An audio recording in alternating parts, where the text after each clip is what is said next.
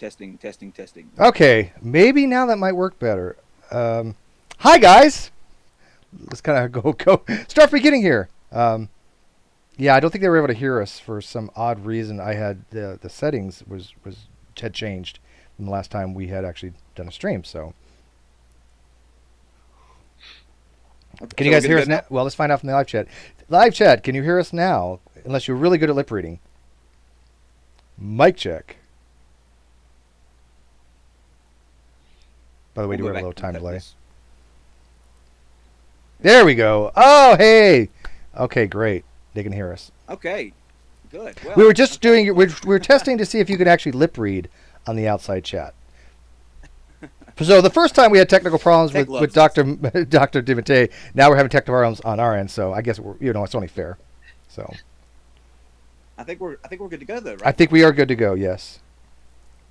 Well, good. Well, welcome everyone. I hate that you didn't get to hear me do the first intro just perfectly. This was the one time that I just nailed everything. It was spot on. Sorry that you're not done.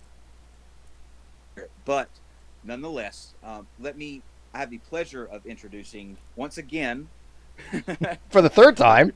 Stephen DiMattei, an expert in, he's a biblical scholar and just a really, really, really knowledgeable guy. And we're excited. I'm on pins and needles. This has been like 2 weeks in the making to get to hear what these. So, Dr. DiMattei, let's go through it one more time on your end. I'm going to let you introduce yourself again. And okay. Also, he did fantastic introducing himself last time. Sorry that you missed it, but we're going to give him the third go round. So, Dr. DiMattei, I will hand it over to you.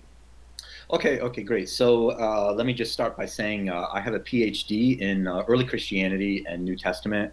I have MAs in classical studies and comparative literature and another upper level degree in Hellenistic Judaism that I got while I was in France for a while.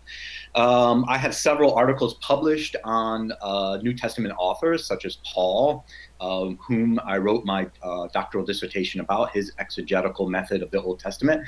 So I've always been really interested in interpretive traditions. But during the last 10 years, I would say my interests have shifted from the New Testament to the Old Testament, and I've been studying the Pentateuch, basically the first 5 books of the Old Testament. And largely, I've been interested in what scholars call source criticisms, understanding the different sources or texts that went into the compilation of what we now call the Pentateuch.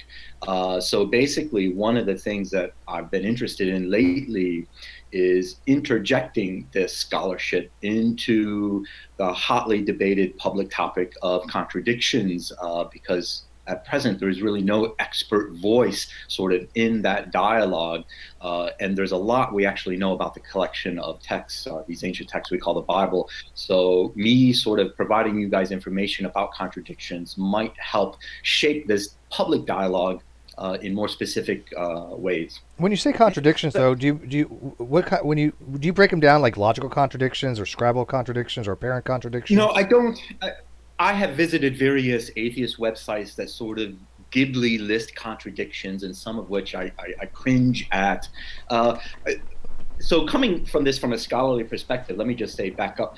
All of the contradictions in these 66 different books can be explained as a result of different authors or different textual traditions or different oral traditions or different ways scribes told stories, and both variations were later compiled. So all of them can be explained particularly that way. So when I get into a contradiction, I'm more interested in looking at the way 2 different authors thought about a particular theological idea, told a particular story differently, how religion changed from the 9th century Israel until in the early Christian period. I mean, to think that religious authors did not have a changing or adaptable view of sacrifice, of prophecy, of even how one views God is ridiculous. So the Bible actually bears witness to all these different changes.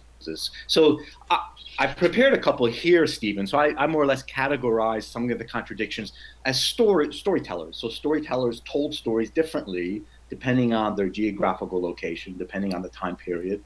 And then I would classify some as theological differences. So, some texts of the Hebrew Bible claim that Yahweh does not regret thing. He cannot repent. He's not human like that. Well, that's a later theological development. Earlier authors were pretty comfortable presenting Yahweh repenting, getting angry, changing his mind. So the theology sort of adopts and changes, and we have both theologies in the Old Testament. So I'm interested in that. And then changing religious ideas. So we have a lot of laws in the Old Testament that talk about festivals. Well, these festivals' dates and what they were actually got modified throughout the years. So I sort of classify them that way, Steve. Just a second ago, you were talking about, you made an interesting point in your first introduction. Can you go back and tell people about the website that you started, and up until this point, how many contradictions you have Right. found so far? Right. So a few years ago now, I had already worked on compiling a different number of contradictions. So I decided to open up my first blog, as it were. Basically, contradictionsinthebible.com. And what I was doing was every single day posting a contradiction. So the first contradiction was the two different creation accounts in Genesis 1 and 2, and then the next day I posted another contradiction. Unfortunately, I have lost the habit of doing that. I really need to pick that habit back up, because the plan was to start with Genesis and end with the book of Revelation, and really to go through the whole Bible in chronological order. But where I did stop, we had just entered into the book of Deuteronomy, and I think we already counted 380 contradictions there in the first 4 books of the Bible. And again, most of these, 99% of them, are explained by acknowledging different authors and different textual traditions. What's the biggest one or the one that you find, like you said earlier, the ones that you cringe at? What's the most cringe-worthy contradiction that you find that apologists use, or you know what I mean? So for example, I was sent a message the other day on Twitter about Genesis 2, and God, once they ate from the tree, God declared them, God said that they would die. So atheists often use that as well. That didn't happen in the text immediately. Therefore, it's a contradiction. That's part of the storytelling. I don't necessarily look at that as a contradiction. On the other hand, I could, maybe later we can talk about some of the contradictions that I feel are extraordinary to talk about, actually. What these biblical scribes were doing, quite intelligent individuals, was ingenious, actually. Can you give us an example of one of those? Yeah, so currently, as you know, I published a book last year called Genesis 1 and 2, or Genesis 1 in the Creationism Debate. And I'm currently working on a book about the author of Deuteronomy. And Deuteronomy is a fascinating text, actually. So the book of Deuteronomy, if you read it on the surface level, Moses is speaking. And basically what Moses is doing, he's retelling, bless you, he's retelling, oh, okay. So he's retelling particular events that happened in the wilderness period. But every time Moses retells these past stories, he tells them with variations and extreme contradictions. So let me just take a small one. At the opening of the book of Deuteronomy, Moses re-narrates the story of the origin of Israel's judiciary. He was visited by 600,000 people. And God put him in charge to charge other people to listen to the cases. And so the story itself is pretty bizarre. What sort of cases would be in the wilderness sort of setting of the story? But anyhow, when you go back to the text of Exodus, there's another story, another scribe, another tradition told the origin of Israel's judiciary in a different way. And that was established by the Midianite Jethro. And he's completely absent in the Deuteronomist retelling. But the most significant thing in Deuteronomy is Moses retells the giving of the laws at Sinai, or Horeb, depending on what tradition we're looking at. And basically, if you look at the book of Exodus, the book of Exodus recounts the giving of what we call the 10 Commandments. And then Exodus chapters 20 through 23 is a whole list of what scholars call case laws that were given at Sinai, or they're presented. So we're talking about stories, nothing really historical. These are stories. So you establish a tradition and a law code by tacking it on to an ancient sort of event, as you would say. So the giving of the laws at Sinai. So Exodus 20 through 23, the people receive these laws. Now in Deuteronomy, when Moses re-narrates this event, he says, Yahweh only gave the people the 10 Commandments. and he gave me in my ear the laws that I'm going to give you in Deuteronomy 12 through 26. Now, that's interesting. It's a whole contradiction because in Exodus, the people hear the laws and accept them, and there's a whole sacrificial ritual accepting them. In Deuteronomy, Moses says that's not happening. So that's at the surface level. What's happening now the biblical scholar comes in and say, well, the text of Deuteronomy was written around the 7th century, and there was religious laws that were being changed at the time. And what the author is actually doing, he's substantiating new laws, Deuteronomy 12 through 26, by presenting them as Moses simply re-narrating a past event. So that's one sort of very elaborate type of contradiction, and maybe I lost you guys a little bit in Not at all. No. So who actually came up with when it comes to Deuteronomy? Who wrote the Levitical code? Where did that actually come from? Right. So the Levitical code will keep as the book of Leviticus, which is another total story. But Deuteronomy. So scholars surmise that if you read 2 Kings, I forget what chapter it is, but there is a historical king called Josiah, and during his reign, he is one of the kings that is looked at as quite. He's a positive, good king. One of the things he did was a religious reform. So at that particular time, historically, Israelites could worship Yahweh at different altars throughout northern Israel and southern Judah. They could, I use that word, perhaps maybe I should choose a different word. They were also worshiping different other deities at this time. So we both know that from the biblical record and the archaeological record. Josiah's religious reforms actually centralized the religion in Jerusalem and banished all other altars, as it were. So scholars surmise that this, and that's part of the law code in Deuteronomy 12 through 26. So we surmise that this particular law code was written around the 7th century, or it might have been written earlier. And the story in Kings is that Josiah finds it. And then he's so impressed by it, he does this religious reform. But the thing is, the law code in Exodus 20 through 23, we surmise that that's probably written in northern Israel around 9th or 8th century. That's the earliest law codes. The book of Leviticus are the youngest. Those texts are all sacrificial texts. That's our author to Genesis, who wrote the book of Leviticus. I'll get back into that later. That law code was written around probably the 5th century, 6th or 5th century BCE. And the law code in Deuteronomy, we surmise, written around the 7th century BCE in southern Judah. The ideology is strongly pro-Judah and pro the cult in Judah. And all these texts were later combined into the Sinai narrative, and they all happen. If you read the story from Exodus to Numbers, they all happen at the same time, even though they were written at completely different times and reflect completely different religious views. So you think the main reason for most contradictions is because being written by so many different authors, each author kind of added something to it, which does explain an awful lot. For example, I've always said that if you want to argue a position from the Bible, you can pick one, find one passage, then somebody can take the opposite position and find a passage that supports their position. And is that kind of because so many people were involved in writing the Bible?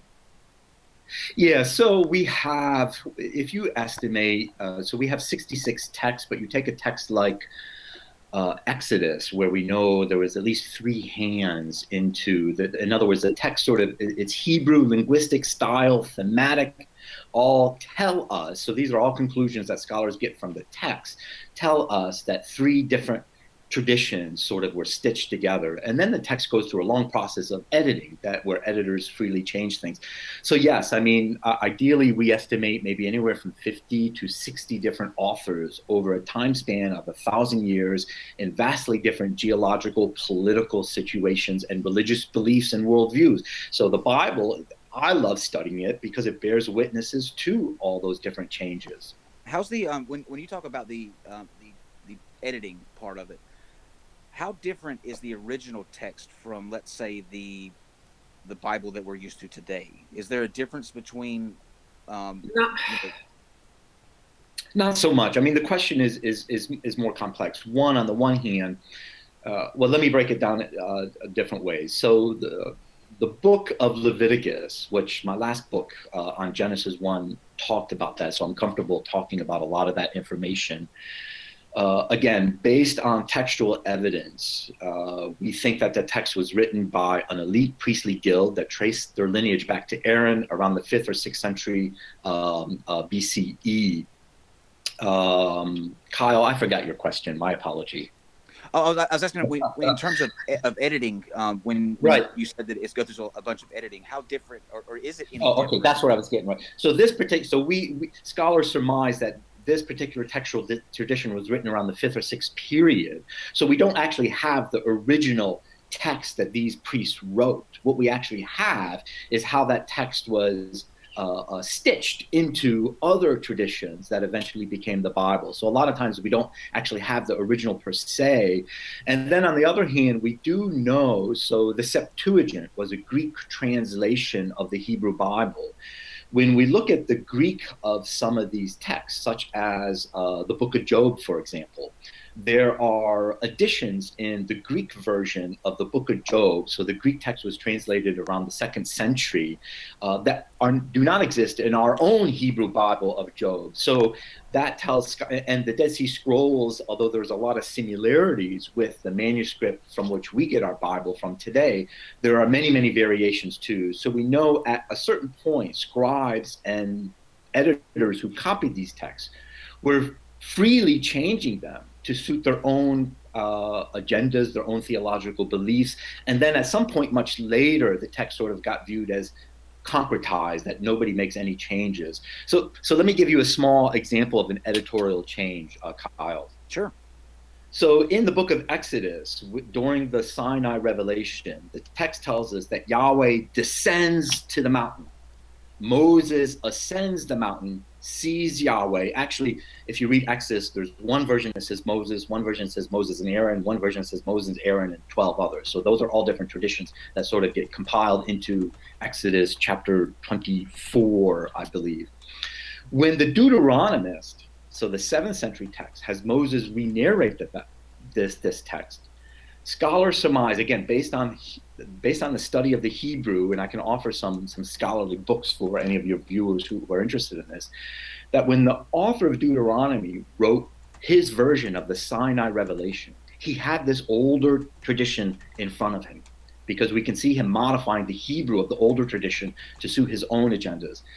And also, this 7th century author, he had different theological beliefs. One of his beliefs was that Yahweh doesn't ascend or descend. That's to present God in human terms. So in the Deuteronomist retelling of the Sinai event, he makes it explicitly clear Yahweh does not descend on the mountain. Yahweh never leaves heaven. Moses didn't view them. He heard, or didn't see Yahweh. He heard a voice from heaven. So the author of Deuteronomy has a very different theological idea of the Godhead than the author of Exodus. And when he retells, or has Moses retell, the Sinai event, he changes it a bit to suit his own theology. That's interesting. Why do you think that skipped over kind of so much nowadays? It's not really talked about that there are these, stark differences between the two stories.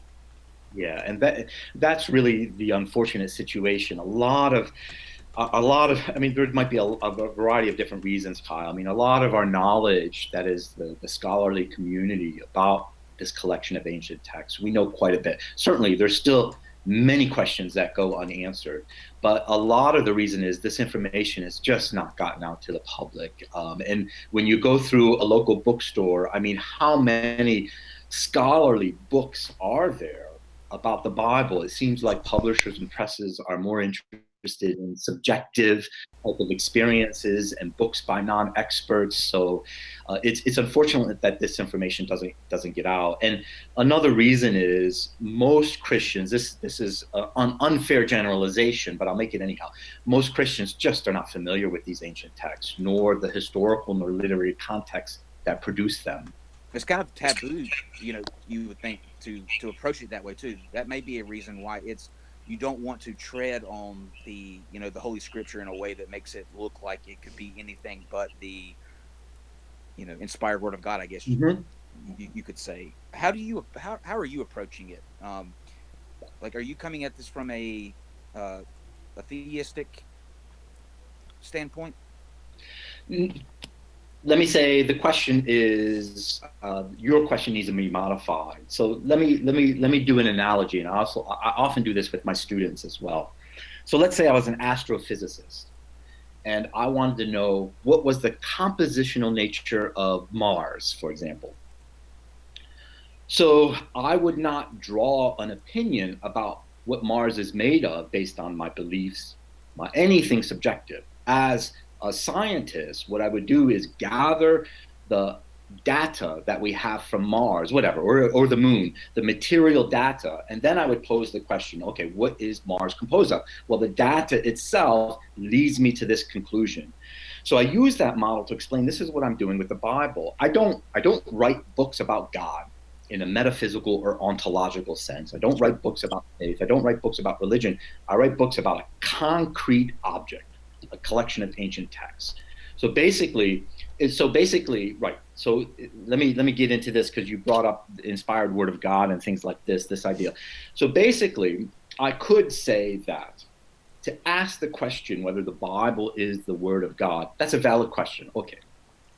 But the question itself can't be answered by what I believe or don't believe, or what you believe or don't believe, feel, think, or imagine. That's not it. What we have to do is get into the text. So the textual data must sort of lead us to a particular conclusion in that question. And basically, this is what I do in my Genesis 1 and the creationism debate. The first chapter shows us that this is not the word of God. And basically, again, the book makes a stronger argument, but basically to go into that, because the creation account in Genesis 1 is a creation account of how the world was created from the perspective of the 6th or 7th century author. No, this would be 6th or 5th century author that wrote this particular text. So, for example, when you go into, I think we talked about this last time, when you go into Genesis, one of the first things that happen is God creates a solid, domed, transparent barrier to separate this primordial body of waters. And to some extent, this later the text tells us, and God calls this rakia the sky. So the sky is envisioned as a solid dome barrier above which are blue waters. That's why the sky is blue. So then we understand this from the perspective of our author. Our author lives on the Mediterranean country. He looks out on the horizon and sees a body of blue water on the sea, and then he sees another body of blue that touches it on the far horizon. And he questions, well, how did this world that I perceive originate? And his response is the Genesis 1, 3 through 5 verses here, that in the beginning there was a huge body of water. God created the sky to separate particular bodies. And the text goes on and on. The moon is seen as producing light because ancient men saw the moon producing light.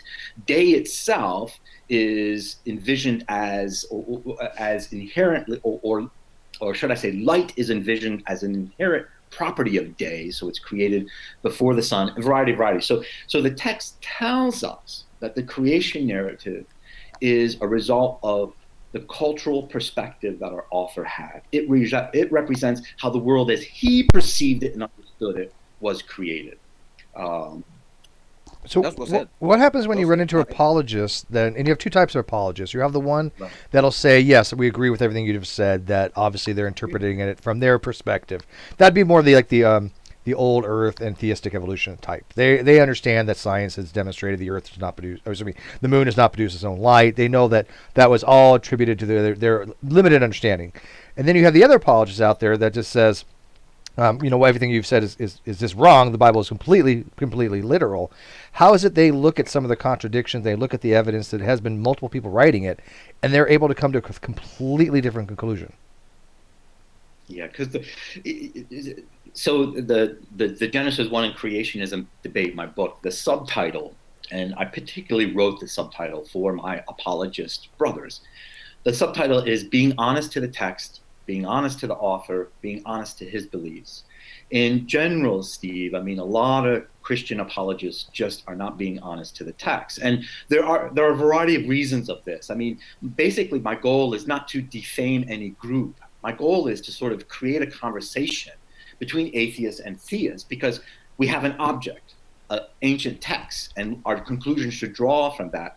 But the problem is the label of this ancient text, the Holy Bible. So when you say the Holy Bible, that title, that label that gets applied to a collection of texts much later. One, the label represents the perspectives of a particular community that labeled the text the holy book. Bible is a Greek word that means book. So basically, the term translates to holy book. The word book itself is very misleading because already we're talking about various different traditions. But what interests me is the label itself implies certain beliefs. It implies that we have a book. It implies that there's a single homogeneous narrative. It implies that it's authored by one person, and the implication is usually God. So usually Christians put their faith in the label. Mm-hmm. When a Christian says, I believe the Bible, what they actually are saying is they don't believe in all the varied beliefs of these texts written by 50 authors over a 1,000-year period. They believe in what the holy book as a label implies. Does that also give really, it? Does that give it a divine status as well? I mean, I've actually met people that actually treat the Bible as a divine object. Right. So the texts themselves tell us that that's not the case. And basically, my challenge to the Christian apologists, if they were going to argue the Bible is the Word of God, okay, how would you objectively defend that particular claim? I mean, what data in the text itself leads one to conclude that particular conclusion? Because the data sort of leads us to draw the complete opposite conclusion. Let's kind of go into some examples in detail Right. of that. And I believe the one that you're most noted for would be the Genesis 1 and 2 account, correct? To some extent, that's still on the back of my mind. Kyle, let me quickly run through. I made a list here of Sure. a variety of different contradictions that I sort of categorized different contradictions based on a similar story being told differently. A theological contradiction. So let me just run through this to sort of maybe overwhelm you with a couple examples, and then we'll get into it. I love being overwhelmed. And then we can get specific with some of this. Okay, so I labeled here, maybe I'll put this in front of me so you guys can see my face. So what I did, I went through and noted a couple storytellers. So in the ancient world, people did not have TVs, no radio, no nothing, no social media, no Twitter. Stop the madness. Really? The madness. Do you have a citation for that? Right. Maybe I need to substantiate that claim. So storytelling was the prominent mode. Storytelling happened in festivals, religious gatherings. Storytelling helped define who a people were, helped create identity, helped set political, religious worldviews, as it were. So the whole ancient world was imbued with storytelling. So the Bible bears witness to a lot of these stories. And as you can imagine, these stories were told with variation over time and over geographical events. Historical events happened, and then storytellers would change the way they told a story because of historical events. So let me read a number of these. First off, we do have two different stories of creation. We'll come back about that. We also have two different stories of flood. One, Noah was commanded to gather 7 pairs of each animal, two pairs, that it rained for 40 days, rained for 150 days, that it actually rained, and the other version is that, no, this transparent sky that God created opened up and the primordial waters fell back to the earth. That's the same author that wrote Genesis 1. There's different stories on the origin of cities. So this was a very popular storytelling in ancient in the ancient world in general. So the city of Beersheba. So we have two stories on how the city got named, and they are contradictory.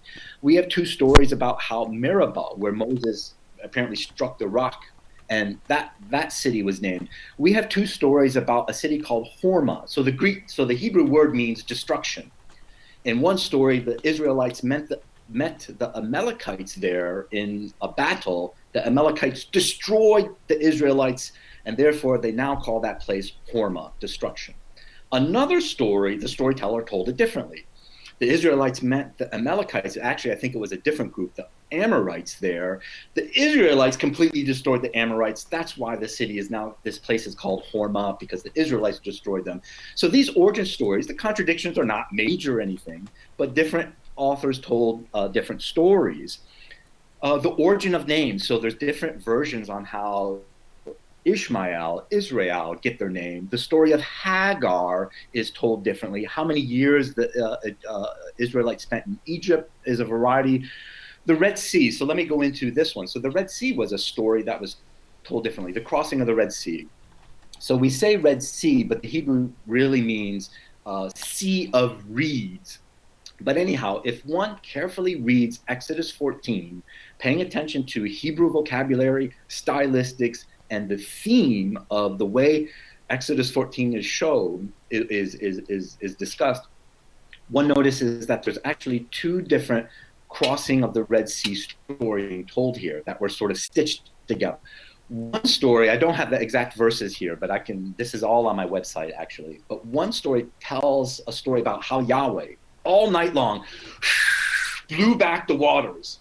And in the morning, the Israelites hid on the shore, and the Egyptians crossed over the seabed, and then Yahweh let the waters come over them, and they were washed up on the seashore. That's how that story is told. And if you take the verses that scholars have identified, written by this author because of stylistic, linguistic, thematic similarities, if you take those verses out, you have a story that makes sense. There's no gaps in it. Yahweh all night long blew back the wind. The Israelites did not cross. They stood on the side. The Egyptians crossed over, and then they were washed up on the shore. We're more familiar with the way an older storyteller told the story. Moses had a rod, and he waved it across the Red Sea, and it parted. The Israelites went through, and the Egyptians followed, and the Egyptians didn't get washed up on the sea here, but they ended up being drowned. So these are two different ways stories were told, and scholars might speculate. The later, yeah, go ahead. Can I ask you a question before we move on from that? Who would be the one that stitches these stories together, right, into one?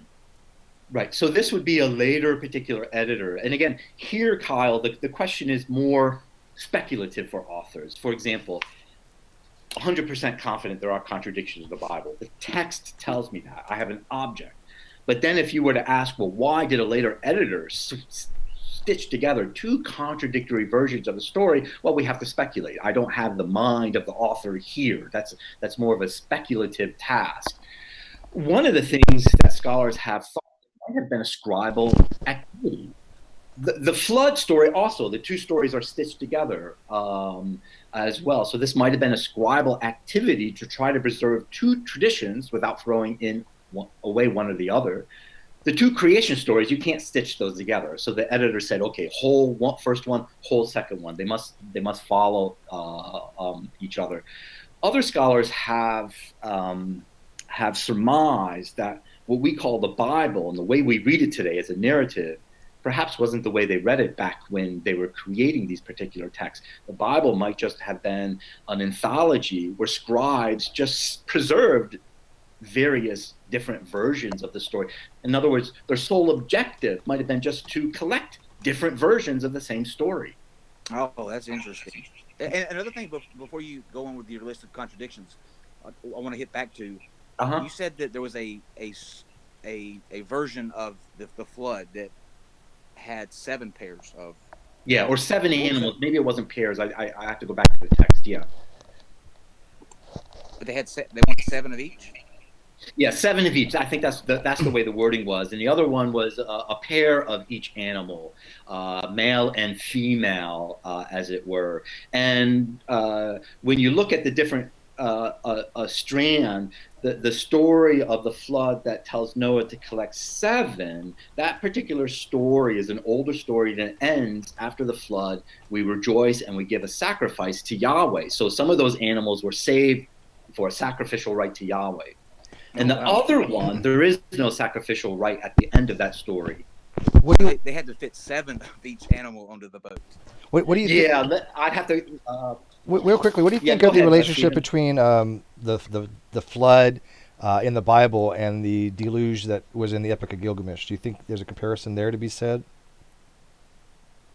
Yeah, but not on a historical level, on a literary level. So many of the cultures that were writing these texts were They lived on delta areas that often flooded. So imagine you're an ancient culture. You have a flat perspective of the world. It's very limited. You probably think the world is a finite space. And often the delta causes such drastic flooding that you could say the hyperbole, the whole earth is flooded.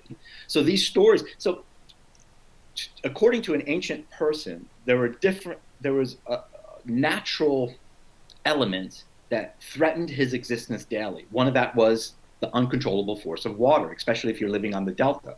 The other was death, and the other was fertility. So you have a God that can control all those natural elements. This is Yahweh is presented that way in the Exodus narratives. Marduk is presented that way. The Egyptian god Osiris. I mean, all these gods control these forces that were a constant threat to these ancient civilizations. You can continue with you. I didn't mean to cut you off in the middle of you were on a roll there with your contradictions. I just wanted to, I was curious about the stitching together thing. I think that's a very interesting point to take note of. Yeah, and that's something that scholars still debate on. I mean, there's things that we actually know for sure, like different sources cause different contradictory views, and then there's other things that we still debate on. Why was this stitching happening in particular? So that's an interesting question there. Yeah.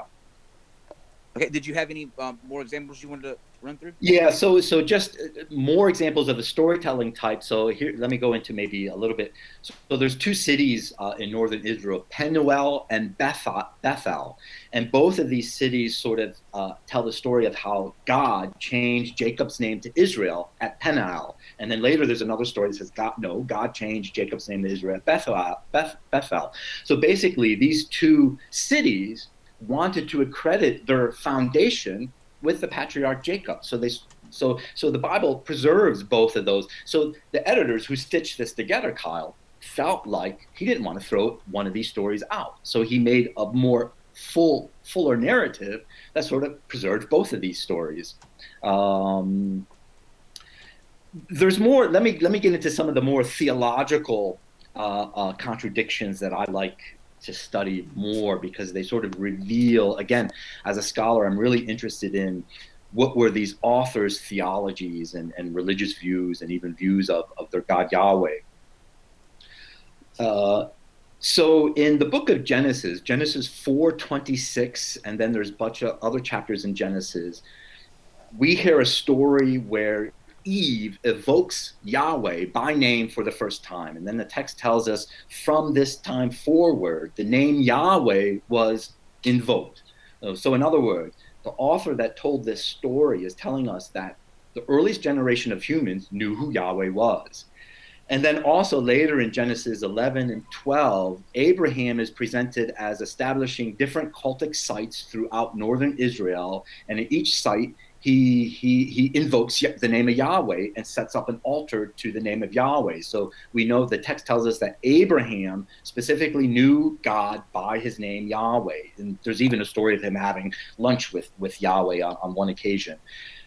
When we get to a different textual tradition in the book of Exodus, chapter 6, verse 2 and 3, the author that wrote this text, so this is Moses meeting Yahweh for the first time.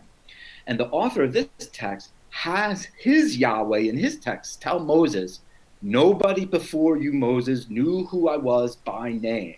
They all knew me through a different name, El Shaddai, which now scholars connect the origin of Yahweh back to the Canaanite god El, but that's a whole nother story. But anyhow, the contradiction is one author was free to say that Yahweh was known to the earliest generation of humans and henceforth. And another author was uncomfortable with that idea for whatever reason and pretty much put forward the contradictory idea. Moses was the first one that knew God by his names. So those are different theological differences as well. Interesting. Yeah. So, and Kyle, the unfortunate thing is, I study this stuff because I find it fascinating.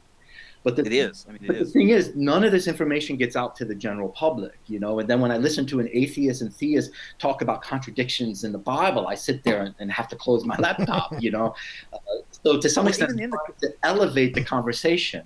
The contradictions that I think that you deal with mostly on YouTube in terms of the the contradictions between atheists and theists, they're not even close to a level in detail as these things are. You know, like they don't even touch like the lunch with Yahweh thing. I have never myself heard I'm of just that. picturing a picnic in my head.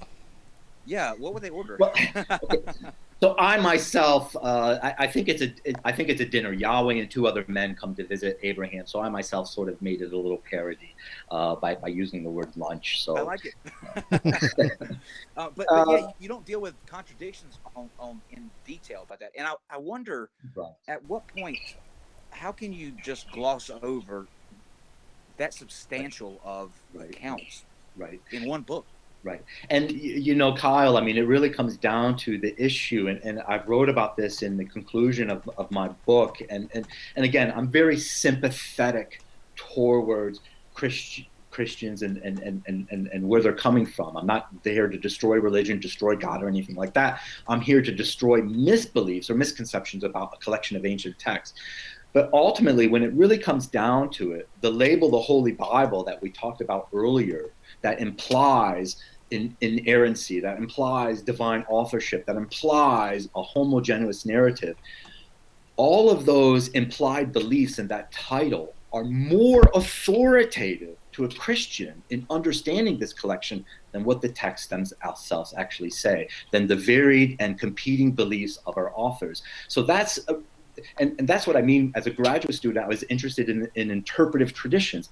That's the real power of an interpretive tradition. You have a later interpretive tradition that says this is a book written by God. And what that interpretive tradition says about these texts is now more authoritative in describing the text than the texts themselves. And that's the paradox of this.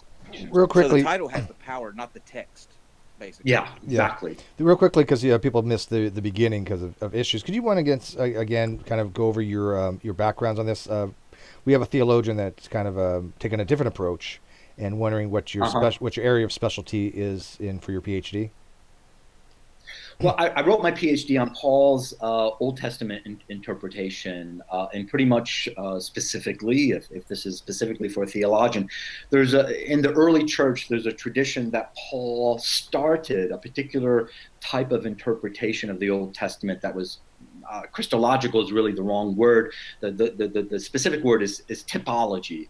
In other words, that Old Testament events prophesies the events of Jesus' life. So this is a very popular form of exegesis where a later Christian community reinterprets an earlier community. My dissertation pretty much said, no, Paul was not doing that. That's how later Christians perceived Paul.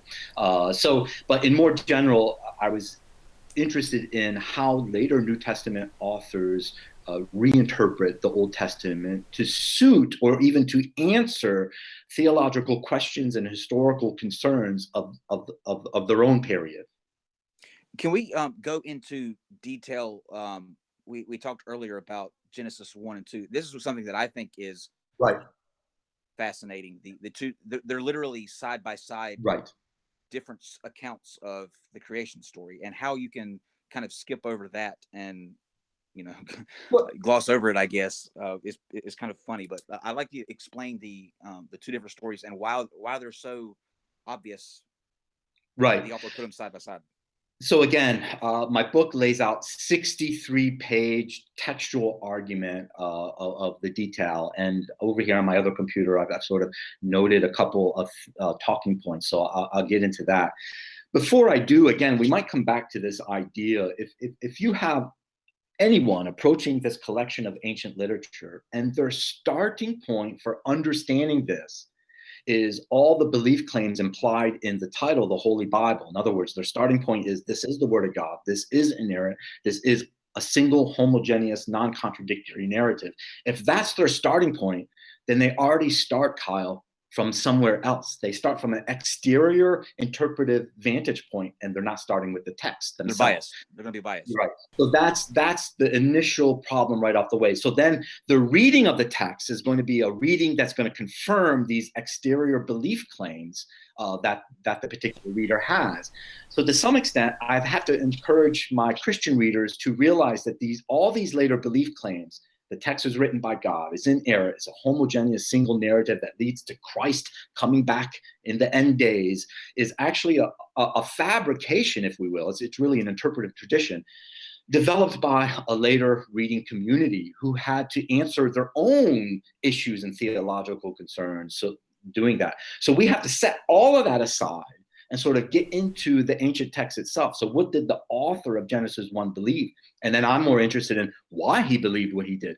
What did the author of Genesis 2 believe? Why did he believe what he did? How did he support his belief in the writing of his text? What literary techniques did he use to some extent? Okay, so let me run through a couple things that I talk in more detail in my book about that. So on the public realm, usually when people talk about contradictions between Genesis 1 and 2, we hear that on the one hand, what's the order here? But anyhow, plants and animals all get created before man, and woman get created in the image of God. And obviously the more glaring contradiction is in Genesis 2. No, we have earth, then man, then plants, and then animals, and then woman gets created separately, and it's a very drastic different creation account. Let me just detail a couple more of these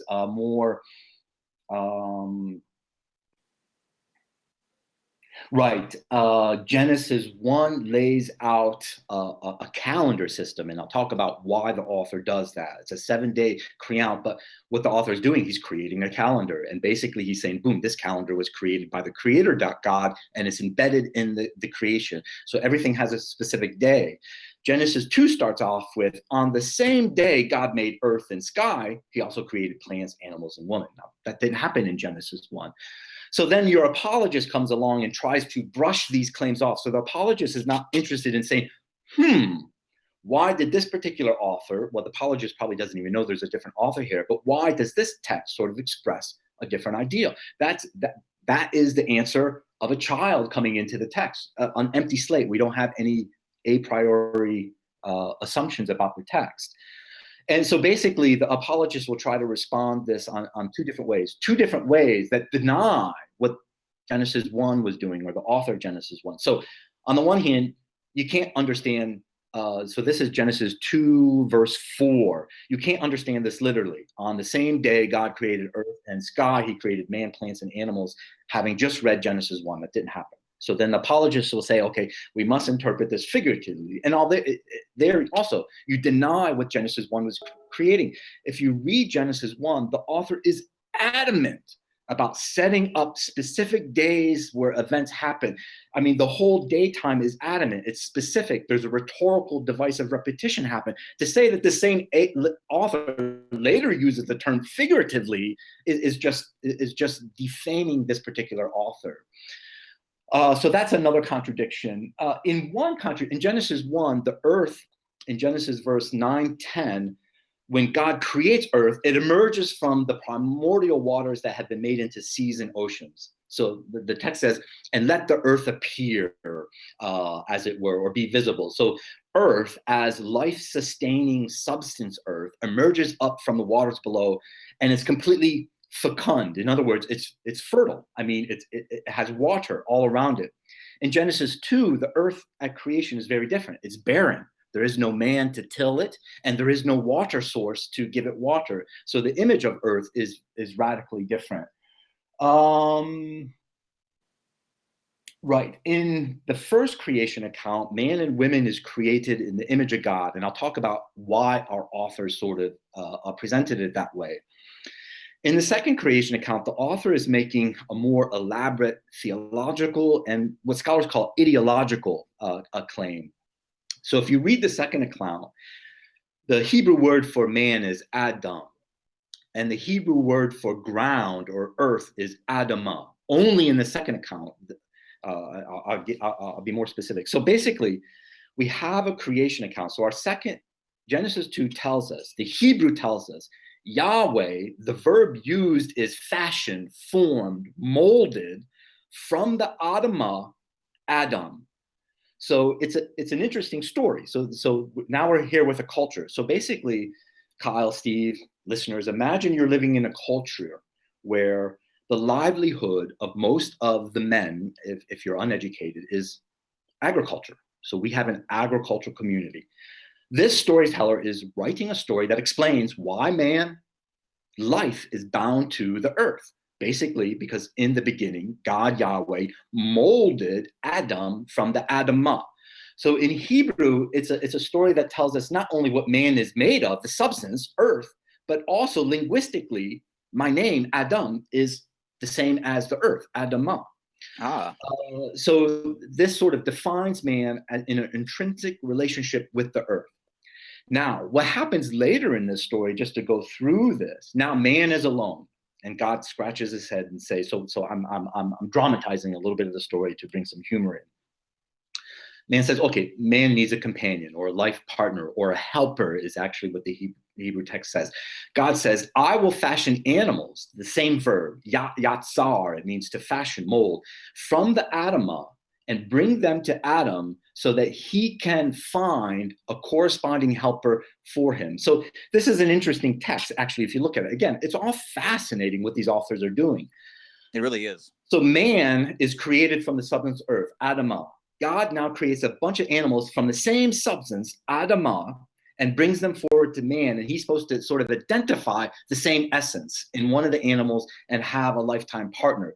The text tells us then that God failed in doing that. So this author was comfortable in presenting God in those particular terms. And we can talk about that as a talking point later. And now what Yahweh must do is fashion his partner, not from the same substance that man was created, but now from the substance of man himself. So then we get the story that Adam was under sleep, and from his rib, Eve was created. So then once we get the story, another Hebrew word, so man is Adam, but also another Hebrew word is Ish. So that word can mean man or husband. So then the text tells us that woman, Isha, was created or built. The Hebrew word is built from Ish. So this author is really interested in pun and word plays. We don't find any of this in Genesis 1. Adam created from Adamah. Isha is created from Ish. So it's completely it's a beautiful story. And then in the end, this author, it's also a story of the origins of matrimony. So why is it that man marries a woman? Well, because woman was literally taken from the flesh of man. So it's sort of a return. The essences are similar. You know, it's strange. So this type of what you're saying just has a ring of truth. It's like I hear an apologist give me the narrative that they want to give from their perspective, which I think you said earlier. Theologians come with it with a pre-bias. They start with their conclusion and they want to work the evidence to fit their narrative. But when I'm listening to you give a description of how these things came to be and how we understand them today, it makes sense. There's a ring of truth to it. Right, because I've been practicing the deceptive art, Steve, for a long time. It's kind of a beautiful story. I mean, it really is. It's fascinating. From it. It's kind of a beauty. You know, and the thing is, my sole agenda, and I try telling apologists this, is to the best of my academic ability to present the beliefs and views of the author. I'm not concerned with what do I believe about this text or where I'm coming from or how somebody in the 20th century views this. Those are all irrelevant to me. I'm fascinated by ancient culture. I mean, basically, that's what I love doing. So my total goal is so when you read Genesis 1, the task is we enter into his worldview and try to understand it. We don't try to explain it from our scientific worldview or from a later theological interpretive grid that says this is the word of God. Those are all incorrect. And they're doing dishonesty to the text. Our task is the text invites us into its worldview. That's the challenge. You go in there and see what this author was up to. It's fascinating. So when it's important to note that too, that you're not coming at it from a theist or atheist approach, but that you're just looking at a text and its contents and what it says word for word. There's no motive behind what you're presenting. You're doing it objectively. Yeah. Yeah, many of my friends have said I should write a book titled something like Up the Middle, where I take these theist and atheist arguments and sort of inject where biblical scholar. And again, if you had another biblical scholar on here, he'd be shaking his head. Pretty much this is mainstream scholarship. We all know this and we all agree about it, not because we all believe and think the same thing, but because the text is telling us this. I mean, this is what the text tells us. I have a random question. You may not be able to answer this. It's just something that I've always wondered Yeah. about. But why do you think that the author of Genesis 2 chose that Eve should be fashioned from a rib? You know, that's just kind of an odd, I think, Right. way to. I think there's an answer for that, Kyle. I don't, off the top of my head, know the Hebrew word for rib, but again, I guess it would be. So we say etymology. So language is used sometimes to mean something. So in the ancient world, everybody's name actually had a meaning. So I think the word rib probably had a specific meaning for this author that was attached to some element of woman or womanhood or something like that, I imagine. Maybe that's where the name Reba comes from. Do you think that was the Adam and Eve story came from, like, obviously the initial one with Lilith was his wife, and we have discussed that before in a prior episode, that Lilith was his wife. She had a fling with some angel, and she was demonized, and all the offspring of her is now demons. Was that the predecessor to the Adam and Eve story? Or is there kind of a relationship there? No, so a story like that would come After. centuries later. It would come afterwards. Okay. And right. And I don't know. One of the reasons is right when you get. I mean, and again, the Christian apologists, again, our sole goal is to understand the text and their beliefs. But the oldest layers of the Bible, and the Genesis 2 story is much older than Genesis 1, even though Genesis 1 is first, so it's a little bit complicated. But in the older theological layers of the Hebrew Bible, there is no Satan character. I mean, there's a Hebrew word, Satan, and usually Hebrew translate this with a slow S, but the Satan character is presented as an adversary. That's what the word Satan means, to mankind. He's not an adversary to Yahweh. And in a lot of texts, like the one that comes off mine, Exodus 4:11. So Yahweh, so the author of this text, to put it in perspective, has Yahweh say, I'm in charge of making somebody blind. I'm in charge of diseases and plague. I'm in charge of all that. There's a passage in Isaiah where the author has Yahweh says, I'm in charge of creating what's light. I'm in charge of what's creating what's evil and bad. So the theology, again, is that Yahweh is 100% sovereign. He's in control. You entered later this idea of Satan, a separate entity emerged. So that's that whole theology. So you read the book of Leviticus, and you ask, well, where is the enemy, to use that word, enemy of God in that text? There is no demons, there are no Satans. There's sin and illnesses. This is a priestly concept. So again, the Bible tells us that later theologies were changed. We moved from a theology where Yahweh is viewed as 100% sovereign to a theology now where we have Satan explains the evil part of life and the temptation of men to do bad things, etc. So all that Satan and all the hell stuff came along afterwards. Like our interpretation of hell, when people say, "Oh, you're condemned to hell," I see a lot of parallels like Dante's Inferno, and I think a lot of things that came from narratives, actual literature that had kind of molded the way society thinks of what hell would be. Because I've always thought the same thing with Satan. That was Satan. That was the adversary. It wasn't this character that was literally against God. It was a judgment of some kind. Right. So I remember seeing a debate some time ago between some Jewish religious people, some Christian one, and Sam Harris was there representing the atheist side. And the debate question was misplaced. Do you believe in the afterlife? And again, from a scholarly perspective, going back to the literature, I can actually show you when in the literature the idea of an afterlife was created by man. What historical circumstances prompted the creation of that religious belief? So a lot of these things are pretty much fascinating. So if you go back to the Hebrew Bible, there's only one verse that alludes to some sort of afterlife existence, and that's in the text Daniel. And the text Daniel was written around 165, 168 BC. So it is the youngest of the text of the Hebrew Bible. And I would surmise, now this is just a guess, I haven't really gone into the literature, but at this particular time, Alexander the Great conquers the whole world in the 3rd century BC, connecting them. And I think Egyptian ideas of an afterlife sort of spread, Greek ideas of an afterlife. And I think the Hebrews or the Jewish community was later influenced by this. But also, Steve, it's much more complicated. And again, maybe I'll talk about an interesting contradiction in the text also that sort of comes back to this Satan or afterlife point.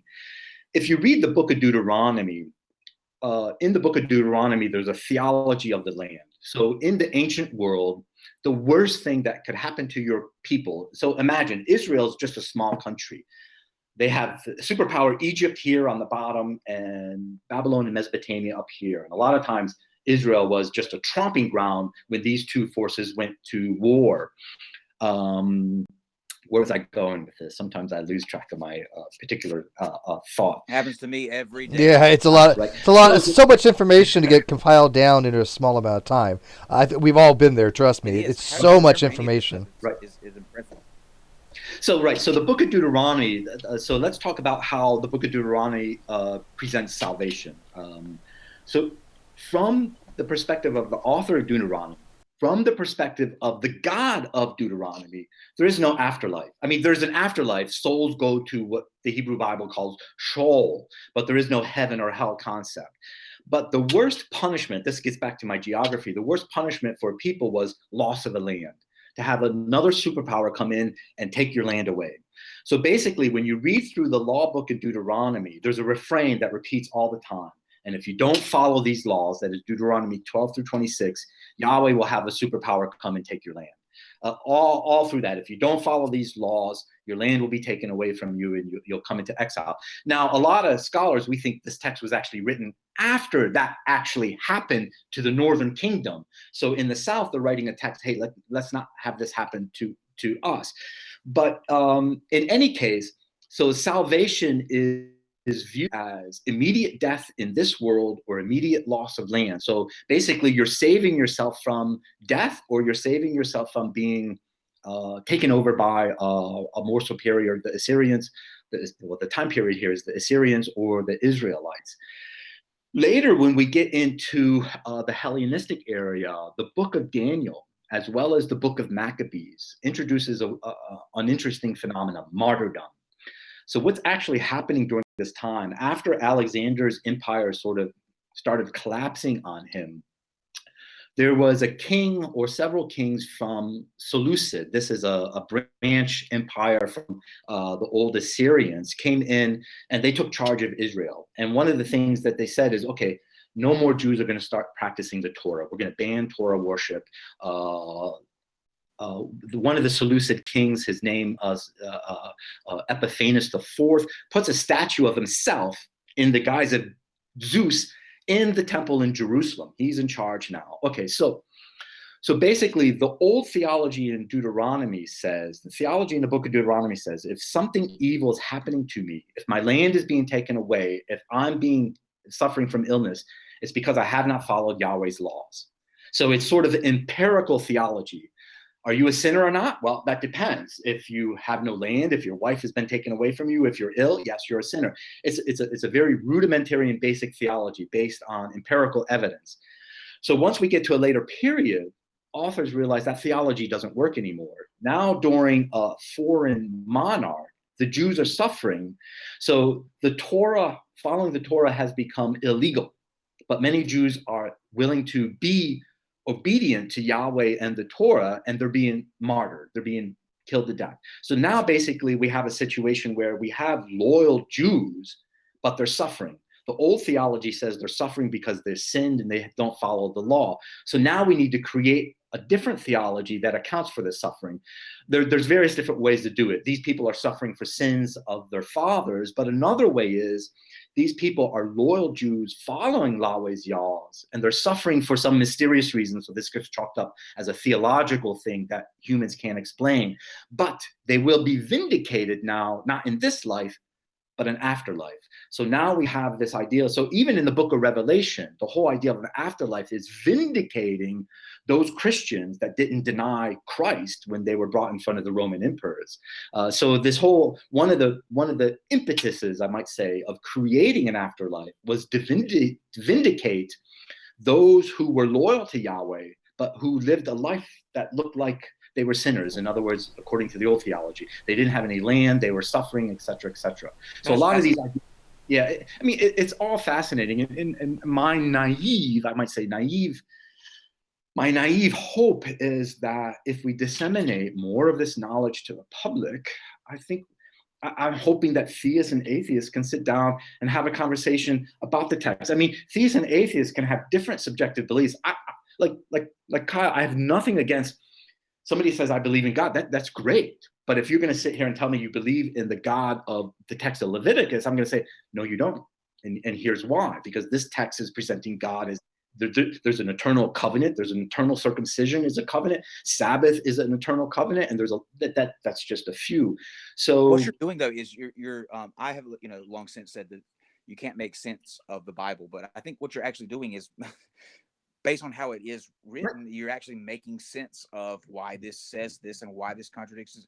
I think you're doing a better service than you are trying to, inhibit any Christian in their belief or anything. I don't think that's the case. Yeah, I agree. I think it's a correct approach right. to take to it. Yeah. Right. And often when I'm in a conversation with apologists, and I use words that offend my atheist brothers as well, but I use the word brothers in both sense. Both atheists and theists are my brothers, because that's the conversation I want to have. It's all about humanity evolving and moving together intellectually and spiritually towards whatever goal we may be working towards. Here. But a lot of times I use the word defend. I'm defending the text and the beliefs of the authors. Now, I'm not using the word defend. I'm not saying that we believe that. You can't believe a 3,000-year-old worldview. Psychologically, we are in a very, very different place. But defend means just simply acknowledge that he believes something different than this author, that he believes something different than you in the 21st century. You want to keep faithful reproduction to the author's intent of what he wrote. Right. Defend's a good word, I think. There, I think that's because you're You're not defending a belief. You're defending actual text, like you said. Right. Or I'm defending the belief of the particular author and sort of having us simply acknowledge that different belief and then move the conversation forward. I mean, I end my creationism book by saying, basically, creationists have a choice and fundamentalist Christians have a choice. And I simplify this. One, they can either believe in the belief claims of the label, the Holy Bible, and therefore deny the text themselves. Or they can start studying the text and simply acknowledge the variant beliefs of our different authors. And that's going to be a huge, courageous move. But once that is done, then we can move the conversation forward. Okay, so the Bible's not the Word of God. Okay, so the Bible represents varying different beliefs of these ancient peoples. Okay, so what bearing does that have on my belief of God, this society? What bearing does that have on my religious views? That's the direction that the conversation should be moved. But we're stuck in this place where we can't be honest with the text and the beliefs of the authors. How would you answer that, though? If because a Christian's belief is based entirely on what the book says. So if they were to concede that yes, you're correct in your analysis of these contradictions, it would totally nullify essentially their belief. So in a sense, they can't do that, I don't think. Well, right. So when we step, so when we step out and start talking about these larger issues, they're much, much more complex. So let me, on the one hand, I have many colleagues who are biblical scholars that know exactly what I know about the biblical text. They still have faith in God or Jesus. They just don't define faith as inerrancy, et cetera, et cetera. They know better. They know the text. So basically it's this, and I don't know, it'd be an interesting research project to go back in history and look where faith changed to some extent. Rather than having faith and belief of God in a metaphysical or ontological text, now the faith is directed towards a collection of ancient texts that most of these people who are proclaiming faith don't understand these texts at all. So that's an interesting project there to look for That that. it's all is my mind's going like 9,000 different. I don't see how you can keep this kind of all this knowledge, and be so uh, readily able to speak about it, because there's just so many moving pieces. Like you said, you only got to 300 and some Right, contradictions up to the book of Deuteronomy, right, right, and right. there's still, what, 50 some odd books left to go. So at Right. what number would you arrive at? Yeah, so eventually I never know, but there's probably over 1,000 and a half, maybe. And again, to some extent, we should be celebrating this because really we have an anthology of texts that bear witness, the texts themselves, to changing theologies, different ways storytellers told stories. I mean, to use an analogy that I'm sure some people are going to misinterpret, some of the apologists, we in our culture do not get offended when we watch two completely contradictory Superman movies or two completely contradictory Spider-Man movies. I mean, to some extent, these movies, so if we talk about fiction, if we talk about the truth value of fiction, so from our culture, we understand Superman, Spider-Man, they're fiction. Therefore, an author can tell a story in completely contradictory ways, and we don't there's no conversation about that as well.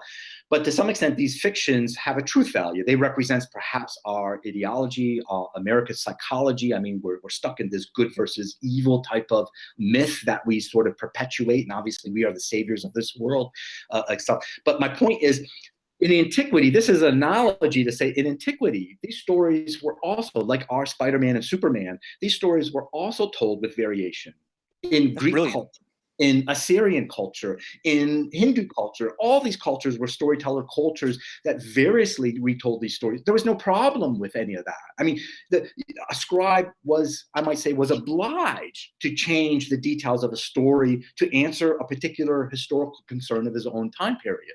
That's a brilliant So, analogy. I think that works perfectly. And do you think there's something to be said so these though are that all fictional characters, and again, I'm not saying God's fictional or not, but just similarity.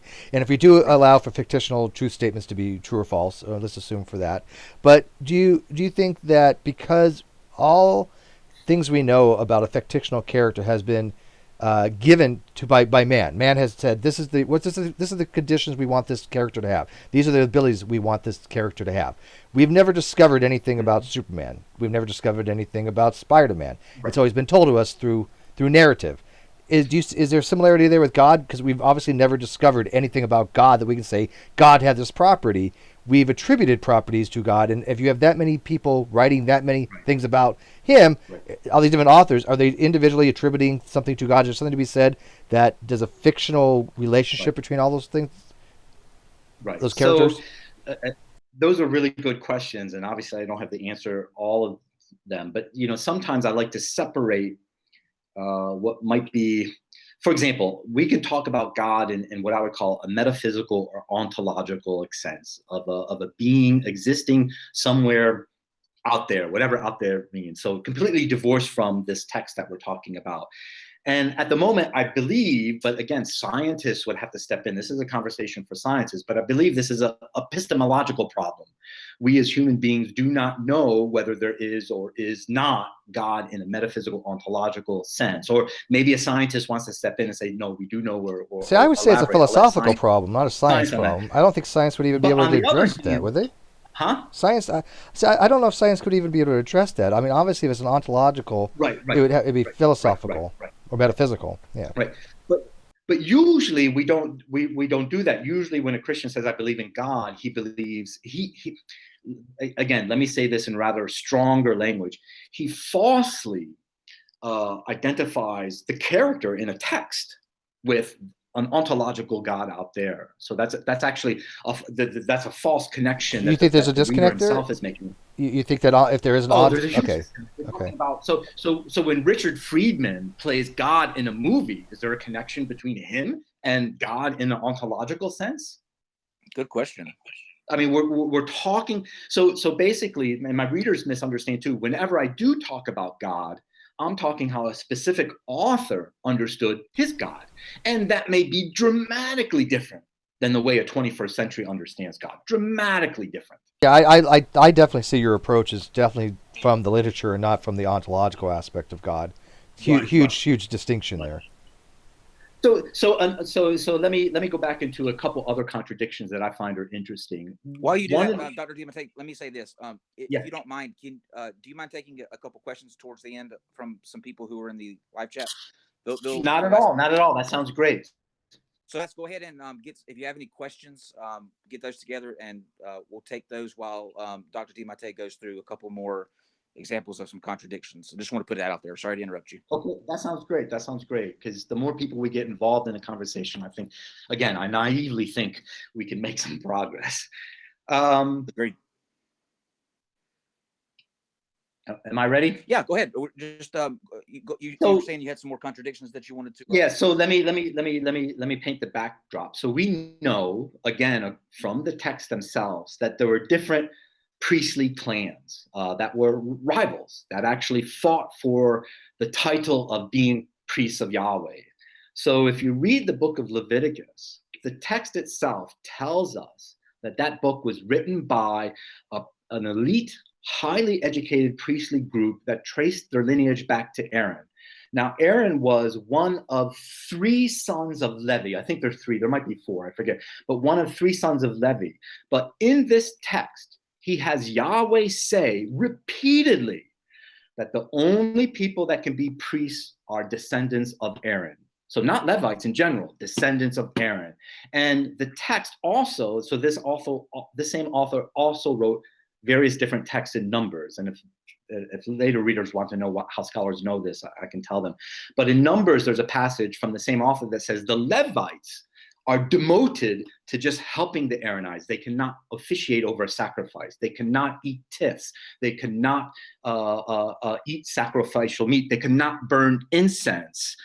They cannot atone for sin. Now, that's the picture of Yahweh in Leviticus, written by an Aaronite priest. Yahweh, in this text, Yahweh is pro-Aaronite, anti-Levites. When you read the book of Deuteronomy, our author of Deuteronomy is a Levite. And in this text, Yahweh says, all Levites are priests. All Levites can burn incense. All Levites can eat tithes, etc. So these contradictions sort of exist between. They show us that different rival priestly groups wrote texts to sort of substantiate their own position. Now, what's interesting here, the book of Leviticus is actually a later text than Deuteronomy. So when the author of Leviticus is writing, the priesthood are Levites. Now he's trying to make the claim that only Aaronites can be priests. What does he do? He writes a text. He writes a text in the 6th or 5th century. The setting of this text, so think of movie, if my reader has to. The setting of this text is back in some archaic past, the giving of the laws at Sinai. So that's the narrative setting of the text he's writing in the 6th century. And in the chronology of the Bible, it's before the book of Deuteronomy. So basically, in this text, he has Yahweh say, look, only Aaronites are priests. And he has Yahweh pronounce the word, this is an eternal covenant of the priesthood, only to the Aaronites. So that's how this 6th century author substantiates his priests as being priests. So now he's written a text that legitimates from the word of God his particular position in society against other priestly clements to the same position. That's so fascinating. It's so blatant, it's so blatant to a certain extent. But it makes sense. But it makes sense. Yeah, and actually, what they're doing is what many movie guys are doing now. Movie directors, they're actually writing what we would call a prequel. So they're actually this dude has sat down. This scribe has sat down and wrote a prequel to the text that says Yahweh selected Levites for priests. But that's kind of brilliant. No, he didn't. Look at earlier. That's a brilliant way to do it, though. And then the analogy to the movies that you come up with is brilliant to describe the. And let me add one more to this. So then, when you get to the text of Hebrews in the New Christian. Now, Jesus is the only authoritative priest in the line of Melchizedek. Melchizedek. Melchizedek. I always say Melchizedek. Right, thank you. But But now, if you go back into the history of the literature, this particular individual shows up in Genesis 14 or something, way before Yahweh gave the laws at Sinai, saying the Aaronites are the only priests. So he's using the same literary technique, going back further in history to substantiate his belief of the priesthood due to his own Christology. So it's all fascinating It really stuff. is, and we try to keep each show to around 2 hours, so we're kind of pushing on that end. Okay. What we're going to do is we're going to take a couple of questions, and then we'd love to have you back sometime soon. Oh yes, absolutely. Some of these. Okay, great. If you'd be willing, but Steve. Sure. I think one of the biggest questions, I think one of the bigger questions people are asking is where you stand on mythicism. Obviously, we had Richard Carrier on recently. I don't know if you've engaged with him or have any relationship to him. He promotes that Jesus was a hero class myth. There might have been some core to it, but for the most part, the man himself wasn't.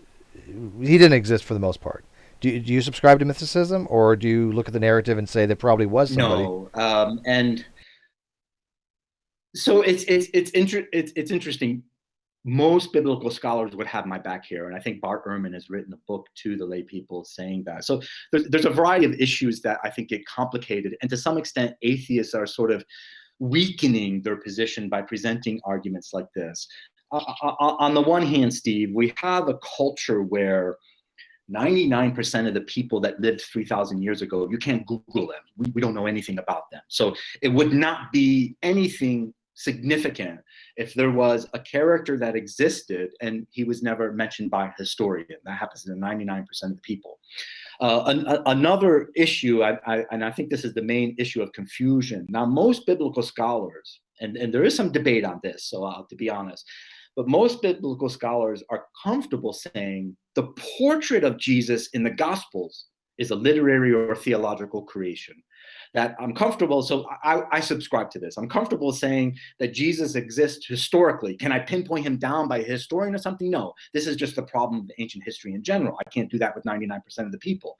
But what I can do, based on the textual contradictions, mostly in the Gospels, is say that each Gospel writer was creating an image of Jesus to suit their particular needs and audience. So the portrait of Jesus in the Gospels may be completely fiction, or you might want to put a percentage tag on that. So I think there's some confusion between the Jesus of the Gospel not being historical and the other side, Jesus not being historical at all.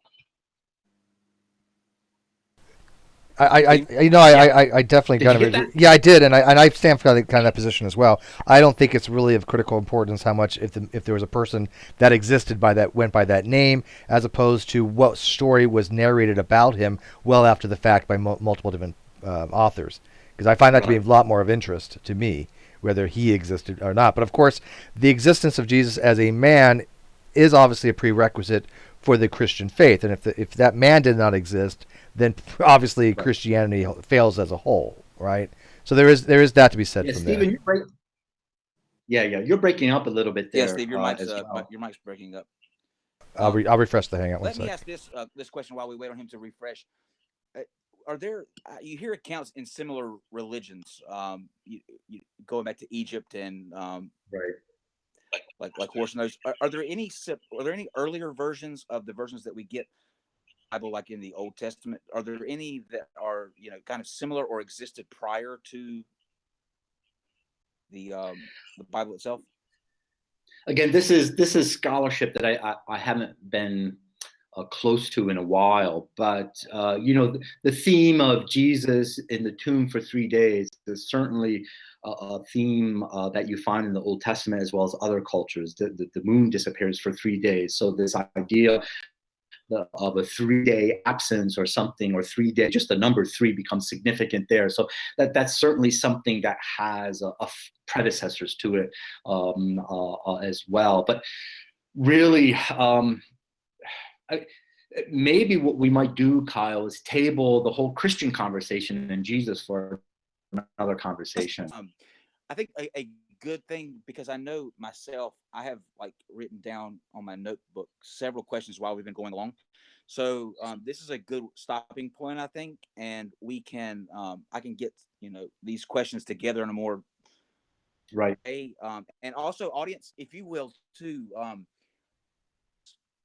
keep those, and we'll table, like you said, this discussion so we can zero in on some certain things, and then you can bring your questions in, and we'll have kind of more time devoted to that. Well, Kyle, if your audience wanted to ask me questions about what we were just talking about, contradictions and stuff, I'd be I have the time to answer them now. I'm just thinking the Jesus stuff is a whole nother package that we'd have to. Well, the ones that we're getting aren't.